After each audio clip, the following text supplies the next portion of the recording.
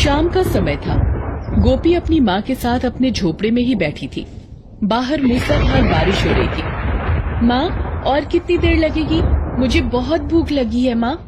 बस थोड़ी देर और, जब तक तू प्रसाद में मिला केला खा ले। नहीं माँ, मुझे खाना ही खाना है।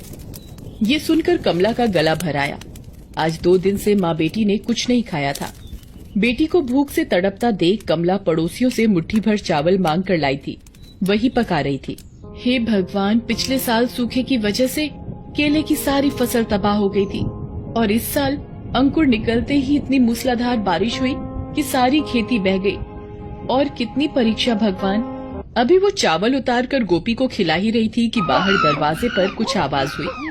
दोनों ने बाहर निकलकर देखा तो वहाँ पर एक गर्भिणी बंदरिया पूरी तरह से भीगी, ठंड से कांपती हुई खड़ी थी। माई, मुझे मारना मत, मैं तुम्हारे आगे हाथ जोड़ती हूँ। मैं गर्भवती हूँ। मैं यहाँ बारिश से बचने के लिए खड़ी हुई हूँ। बारिश रुकते ही मैं यहाँ से चली जाऊंगी। ये तो ठंड से कांप रही है माँ, क्या हम इसे अपने घर पर रख ले माँ? गोपी की भोली भाली बात सुनकर कमला उस बंदरिया को रखने के लिए मान गई। उसने उसे भूखा जानकर प्रसाद में मिला केला लाकर उसे खाने के लिए दे दिया। उस दिन से वो बंदरिया भी उनके साथ रहने लगी। गोपी ने उसका नाम तारा रखा। जो भी रूखा सूखा मिलता कमला पहले गर्भवती तारा को देती, फिर गोपी को, बाकी जो बचता खुद खाती। हालांकि तारा गर्भिणी थी और ज्यादा दूर नहीं चल पाती थी, मगर वो भी कभी कभी उनके लिए जंगल से कंदमूल फल ले आती थी। एक दिन, तारा, तुम गर्भवती हो ये तो तुम जानती ही हो, इसलिए तुम्हें आराम करना चाहिए।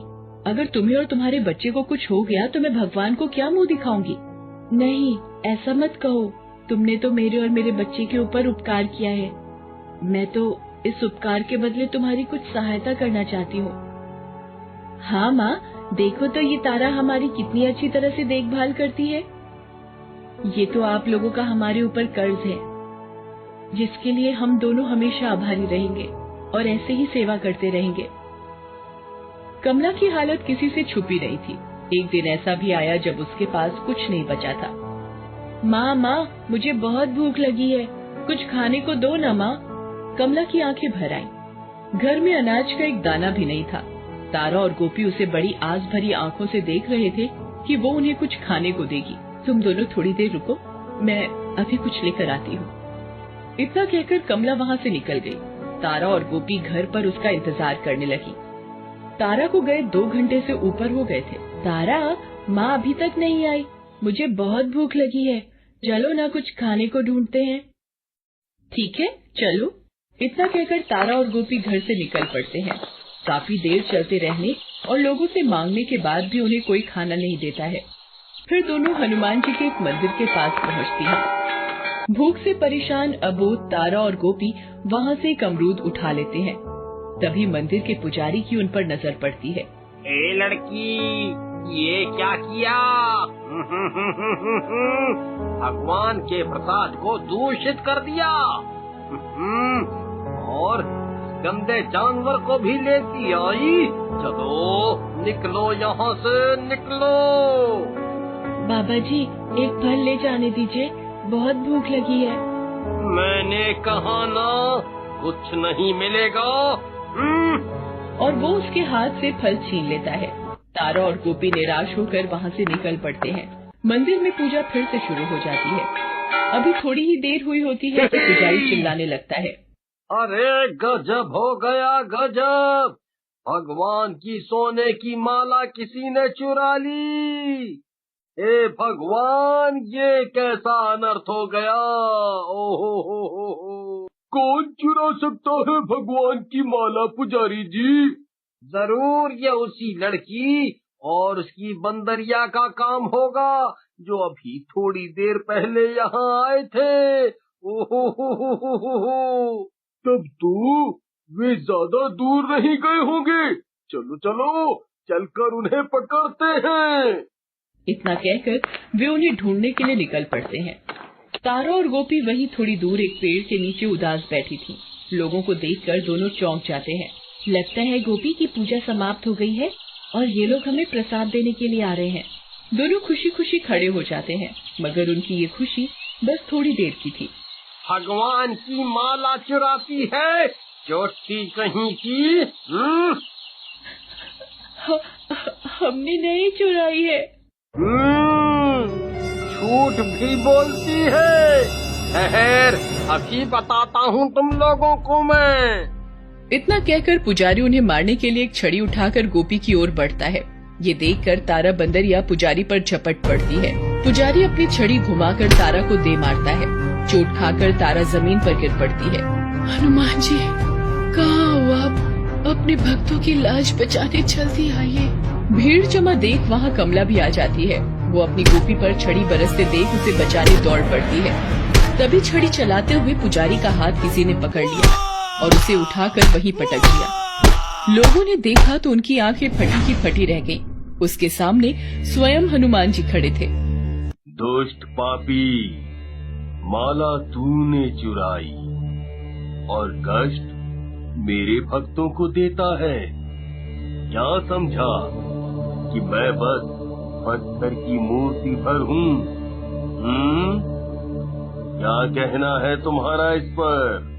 प्रभु, मुझे माफ कर दीजिए, मैं स्वार्थी हो गया था। मैं आपकी माया समझ नहीं पाया प्रभु, मैं समझ नहीं पाया। मेरे नाम पर लोगों से पैसे ऐंठ, उससे शराब और मांस का सेवन कर उस पैसे का दुरुपयोग करते हो, उसके बारे में मुझे क्या पता नहीं है? अधर्मी। गांव के लोग भी ये बातें सुनकर हैरान हो जाते हैं। इतना बड़ा पाप, इसे तो भगवान की सेवा करने का कोई अधिकार ही नहीं है। उन्हें बातें करते देख हनुमान जी उनसे कहते हैं, और तुम सब इस पाखंडी की बातों में आकर इन गरीबों को मारने आए थे। धिक्कार है तुम पर। यह पापी इन पर प्रहार कर रहा था और तुम लोग खड़े खड़े देख रहे थे। क्या हुआ जो इस बच्ची ने प्रसाद को छू लिया? अरे, मंदिरों में पत्थर की मूर्ति पर फल फूल अर्पण करने से अच्छा है कि उन्हें किसी गरीब को दे दिया जाए। दरगाहों में चादर चढ़ाने से अच्छा है कि किसी गरीब के बदन को ढकने के लिए कपड़े दिए जाएं।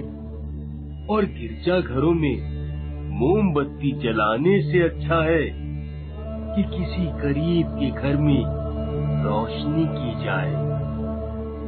मगर अफसोस, इस सच्ची भक्ति को छोड़कर तुम इन जैसे पाखंडियों की बातों में आकर सिर्फ ढकोसले करने में लगे हो।